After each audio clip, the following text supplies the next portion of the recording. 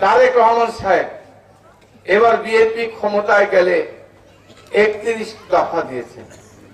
31 দফার ভিত্তিতে আগামী দিনে দেশ পরিচালিত হবে। এবার আধুনিক, আমরা তো অ্যানালগ ছিলাম এর আগে। এবার তারেক রহমান বিদেশে থেকে অনেক জ্ঞান, অনেক যোগ্যতা অর্জন করেছে। উনি বলেছেন এই যে ফ্যামিলি কার্ড, এই যে আমার মা বোনদের জন্য উনি ফ্যামিলি কার্ড, এই যে ফ্যামিলি কার্ড দেখছেন না, এই যে মায়ের ছবি থাকবে একটা পরিবারে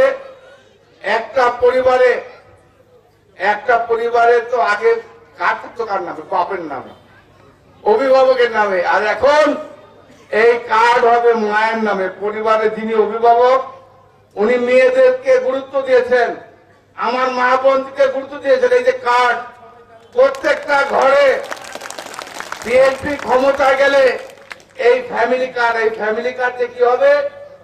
এই ফ্যামিলি কার্ড দিয়ে চিকিৎসা, এই ফ্যামিলি কার্ড দিয়ে সরকারি অনুদান, সরকারি যে সমস্ত সাহায্য, সকল ধরনের সহযোগিতা ওই মায়ের মাধ্যমে ওই পরিবার পাবে। তারেক রহমান সাহেব এবার ক্ষমতা গেলে এই কার্ডের মাধ্যমে এই দেশের গ্রাম বাংলার মানুষের ভাগ্যের পরিবর্তনের জন্য উনি কাজ করবেন।